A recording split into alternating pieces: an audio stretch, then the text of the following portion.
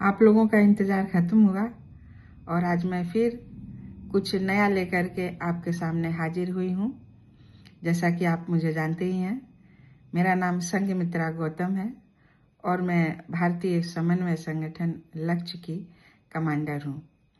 सबसे पहले भगवान बुद्ध की पावन स्मृति में उपस्थित सभी संतों, गुरुओं, महापुरुषों को कोटि कोटि नमन करते हुए आप सभी सम्मानित बुजुर्ग, माताएं, बहनें, प्यारे बच्चों को मेरा सादर नमो बुद्धाय, जय भीम। डॉक्टर अंबेडकर, कुछ अनछुए प्रसंग, अध्याय 4, जिसका आज मैं ये दूसरा वीडियो बनाने जा रही हूँ, उनका अंतरंग पक्ष। और आज बाबा साहब के क्रोध के बारे में आपको पढ़ करके सुनाऊंगी, तो सुने। क्रोध एक सबसे आम और सबसे हानिकारक मानवीय भाव है। ये व्यक्ति विशेष और परिस्थिति विशेष पर निर्भर करता है। सभी व्यक्तियों में क्रोध का कारण अधिकतर गंदी आदतों और बुरे विचारों से पैदा होने वाली कुंठा होती है, जो मनुष्य के दैनिक जीवन का हिस्सा बन गई है। कुछ लोग होते हैं जो जरा सी बात पर ही मारपीट करने लगते हैं, चीजें उठा उठा कर फेंकते हैं, तोड़ फोड़ करते हैं और दूसरों से गलत बोल जाते हैं। इस तरह वे अपनी कुंठा ही निकालते हैं। बाद में जब उनका क्रोध शांत हो जाता है तो वे पछताते हैं। कभी कभी तो अंतरंग मित्र, निकट सहयोगी और रिश्तेदार भी व्यक्ति को कुंठित कर देते हैं। जो लोग ऐसे व्यक्तियों के क्रोध का शिकार बनते हैं, वे उन्हें उनकी दुष्टता का मजा चखाने की फिराक में रहते हैं, लेकिन बदले की ये भावना उनकी ही मानसिक शांति को नष्ट कर देती है।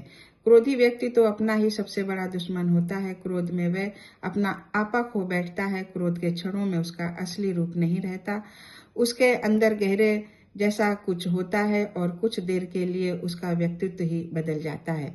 लेकिन इस कुंठा के परिणाम कभी कभी अरुचिकर भी होते हैं।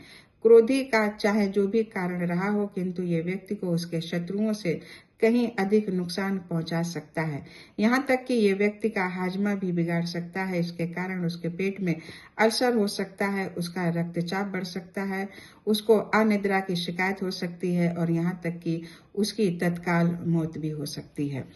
गुरु रविदास के बारे में यह कहा जाता है कि उन्होंने क्रोध पर काबू पा लिया था। ब्राह्मणों और जातिवादी समाज ने उन्हें कई बार और कई तरह से भड़काने की कोशिश की, लेकिन वे कभी क्रोधित नहीं हुए और शांत रहकर बस हंसते रहे। वह इन लोगों के मूर्खतापूर्ण वचनों, उनकी मूर्खतापूर्ण हरकतों और विश्वासों पर कोई अप्रिय प्रतिक्रिया नहीं करते थे। वह तो बस उन्हें सुधारने की कोशिश करते थे। वह उन्हें बताते थे कि कोई व्यक्ति चाहे किसी भी जाति या धर्म का क्यों न हो, ईश्वर के राज्य में सभी बराबर हैं, लेकिन उन लोगों पर इसका अपेक्षित प्रभाव नहीं हुआ। परिपक्व व्यक्ति दैनिक जीवन के इस यथार्थ को समझते हैं और कुंठा के कारण क्रोधित नहीं होते हैं। वस्तुतः यदि हम अपनी भौतिक और मानसिक शांति बनाए रखना चाहते हैं तो हमें क्रोध पर नियंत्रण रखना होगा और उसका समूल नाश करना होगा। अंतिम मुगल सम्राट बहादुर शाह जफर ने क्रोध को उसके अपने इस शेर में व्यक्त किया है। जफर आदमी उसको न जानिएगा, हो वह कितना ही साहिबे फहम ओ ज़का, जिसे ऐश में यादे खुदा न रहा, जिसे तैश में खौफे खुदा न रहा। अर्थात उस व्यक्ति को इंसान नहीं माना जा सकता जो भोग विलास में ईश्वर को भूल जाता है और क्रोध में जिसे ईश्वर का डर नहीं रहता। जफर का ये कथन आज भी सटीक है। डॉक्टर अंबेडकर बहुत क्रोधी स्वभाव के थे। यदि मेज पर रखी उनकी पुस्तकें, टाइप की हुई सामग्री, कलम, पेंसिल या और किसी चीज को किसी ने थोड़ा भी इधर से उधर कर दिया तो उन्हें बहुत उलझन होती थी और उनका गुस्सा फट पड़ता था। जब वह क्रोध में होते थे तो उनका मुंह लाल सुर्ख हो जाता था और वह जोर जोर से चीखने, चिल्लाने और अंट शंट बोलने लगते थे। ऐसे में जो भी उनके सामने पड़ जाता वह उसी पर बरस पड़ते थे। तब खूब भगदड़ मच जाती थी और सब लोग ऐसे इधर उधर भागने लगते थे जैसे भूकंप आ गया हो, ज्वालामुखी फट पड़ा हो या समुद्र में ज्वार आ गया हो। उस समय ऐसा दृश्य उपस्थित हो जाता था मानो जंगल में शेर दहाड़ा हो और हिरन और अन्य जानवर अपनी जान बचाने के लिए भाग खड़े हुए हों। जब उनका गुस्सा भड़कता था तो फिर जल्दी शांत नहीं होता था। ऐसे में वहां अफरा तफरी मच जाती थी और सब लोग कानाफूसी करने लगते थे कि वे इतने कुंठित और उखड़े हुए क्यों हैं। बंगले में सभी लोग उनके गुस्से और फटकार से डरते थे और इसीलिए वे इस तरफ से सतर्क रहते थे कि ऐसा कोई काम ना करें जिससे बाबा साहेब का क्रोध भड़के और वह और भी उखड़ जाएं। ऐसे मौकों पर उनका नौकर चुपचाप उनके कमरे में जाता और उनकी मेज पर चाय का प्याला या पानी का गिलास रखकर वहां से खिसक लेता था। फिर वह बाहर खड़ा होकर उनके कमरे में झांकता रहता था कि उन्होंने चाय या पानी पिया कि नहीं। जब उनका क्रोध शांत करने के सारे प्रयास विफल हो जाते थे और कोई अपेक्षित परिणाम नहीं निकलता था, वह दवा लेने से भी मना कर देते थे। तब सबसे अधिक चिंता के क्षण होते थे। ऐसी परिस्थिति में यदि मैं वहां हुआ तो नौकर मेरे पास आता था या फिर मेरे दफ्तर में मुझे सूचना देता था। फिर मैं भागकर उनके कमरे में पहुंचता था और उन्हें प्रणाम करके हाथ जोड़कर उनके सामने खड़ा हो जाता था। मैं एक बलि के बकरे की तरह चुपचाप उनके पांव छूता और उनके हाथ पैर दबाते हुए उन्हें बहलाने की कोशिश करता था। फिर मेरे कहने पर नौकर चाय लेकर आता था जिसे वह पी लेते थे। फिर मैं उस समय की कोई खास खबर छेड़ देता था और प्रायः उसके जवाब में वह कुछ ना कुछ जरूर कहते थे।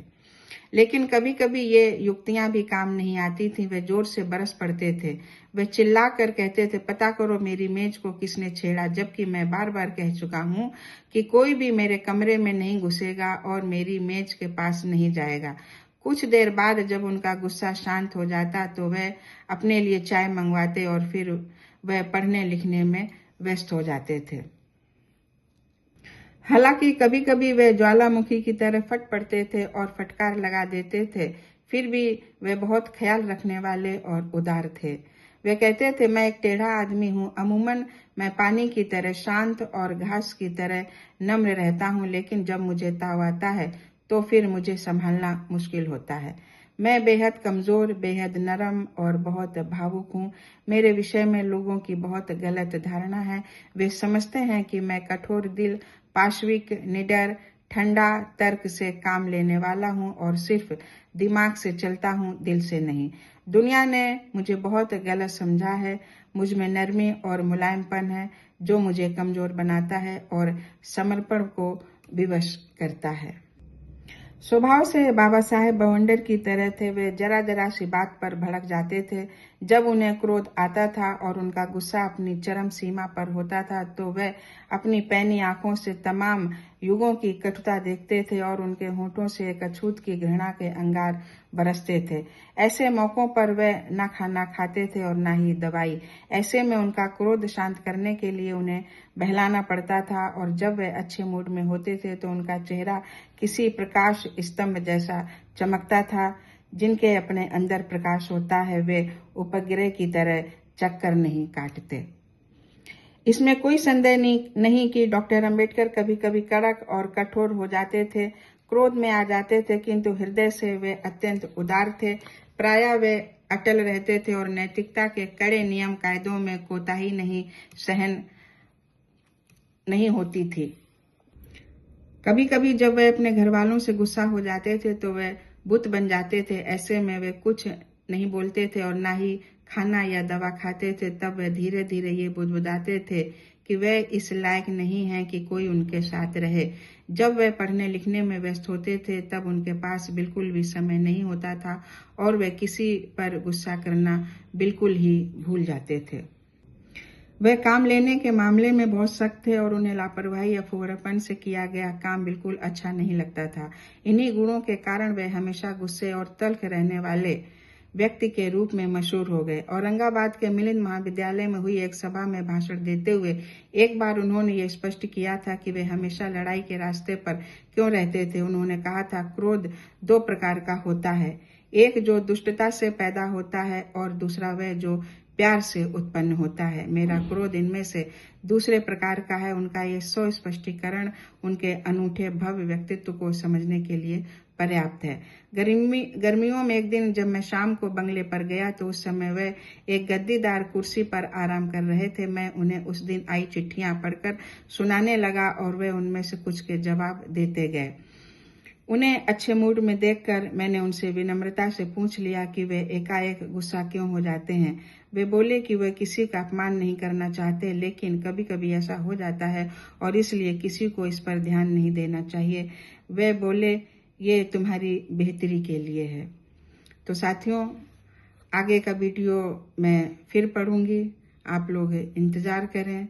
इस संसार में जितने भी प्राणी हैं, जल के, थल के, नभ के, सबका कल्याण हो, सबका मंगल हो, सब सुखी रहें। जय भीम, जय विज्ञान, जय संविधान।